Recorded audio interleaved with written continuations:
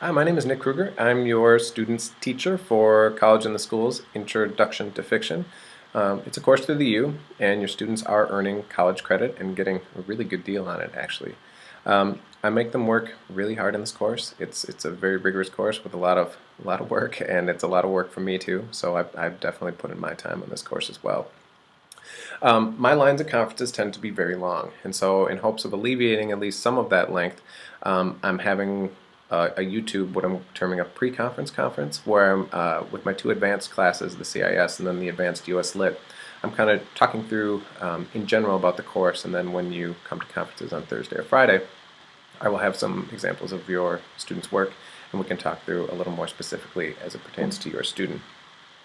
I grade very rigorously in this course, and there's two challenging parts with this course. First, the students are required to read the text entirely on their own, which is something they haven't had to do.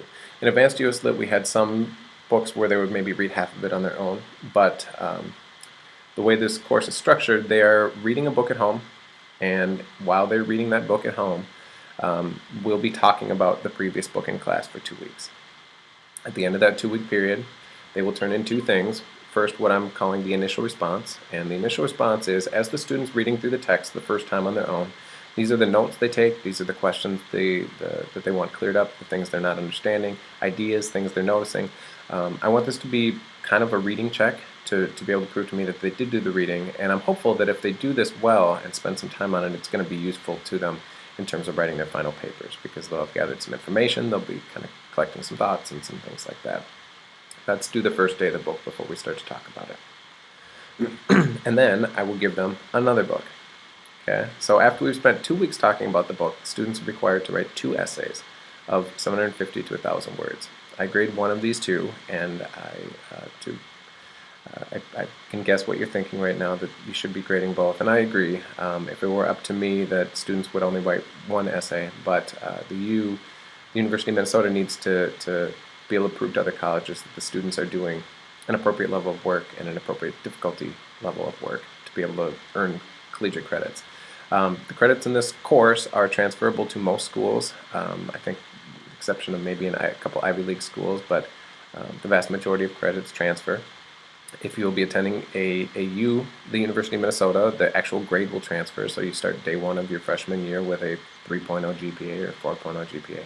If you're going to a school that's not one of the U schools, the credits will just transfer, but not the grade. In terms of the writing that they're doing, in addition to the difficulty of reading the book on their own, they're also required to generate their own ideas about the book and then argue them, generate a provable thesis statement. And this is something they have not had to do very much of in high school, and this is the most challenging part of the course, because I think the students are used to just reading the book and having the teacher explain it to them, and then kind of regurgitating the information they need to on the test that the teachers talk to them about. This is much more on them. Okay, so I give them a list of 10 to 15 journal topics, and that's one of the things I'll give you a copy of when you come on Thursday or Friday. And from those, they need to select two, take a position on it that can be argued, find evidence in the text to support their thesis, support their idea, explain how that evidence supports and explains their thesis, and then drawing some conclusions at the end about what the point of what they just were talking about. I call this the so what question. This is drawing some conclusions and what is the bigger point behind what you're saying.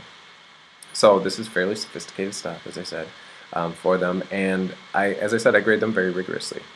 If you've seen the first paper, a lot of students were in the C or D range.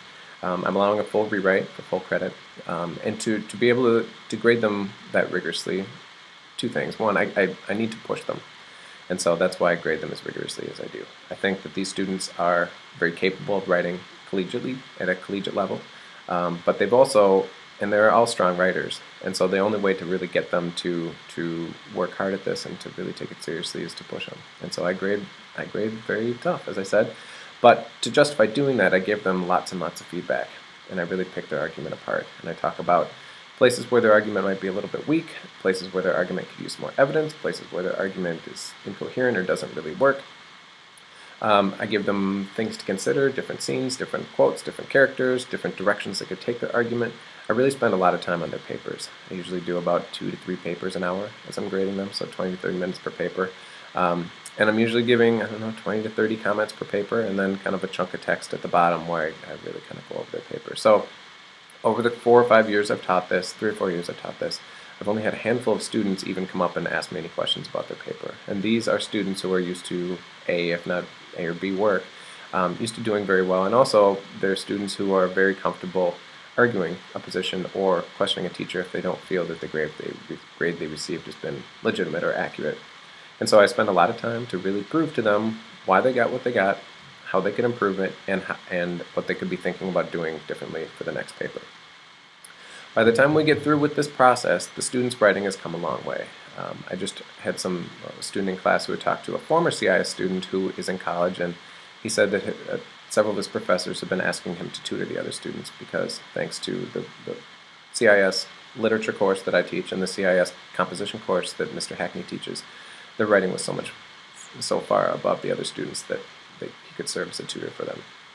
So my goal in terms of just a practical application of this, because I think that this is one of the most valuable things you can learn in school, how you read something complicated, digest some complicated information, form an opinion about it, using the information you got, be able to argue your position, citing specifics and examples, and then articulate what your conclusion is.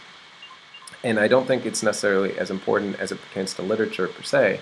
Literature is just a good place to practice it. But that level, that type of critical thinking and analysis, I think is one of the most valuable things you can learn in school, and it applies to any discipline. It applies to your job, being able to understand complicated things, form an opinion, and then argue it. So when you come, a couple other things that we do in class to help students out with this, we look at strong examples. So after each paper, I take one of the students who did best on it, take their name off it, and pass that paper out to the whole class and have the class read through it on their own. Usually talk about it in groups and then maybe talk about it in a large group about what that paper did well, how that argument went well. We do some extra thesis planning days where I have them work in groups and kind of talk through some of their ideas together. And I'm also always available before and after school if they have any questions on that.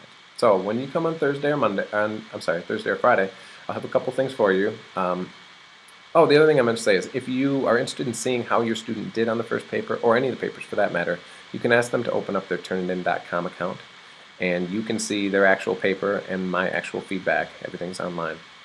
On conference days, I will have a copy of their first paper, which has been graded, and see all my feedback. And then I'll also include the journal topics, so you can see what they had to choose from, and I'll also include a strong example, so you can see kind of where I'm hoping your student is going to head in terms of where this class is going. So I appreciate you watching, and I'm hopeful that this makes the night easier for everybody, so parents don't have to wait in my line for 45 minutes, and I don't have to wait, I don't have to continue conferences up till about 9 o'clock, which has happened before, even though they end at 8. So if before Thursday or Friday you have any questions, you could send me an email at nkrueger, Krueger, at isd622.org, or by phone 651-748-6109. Thank you, and I look forward to seeing you soon.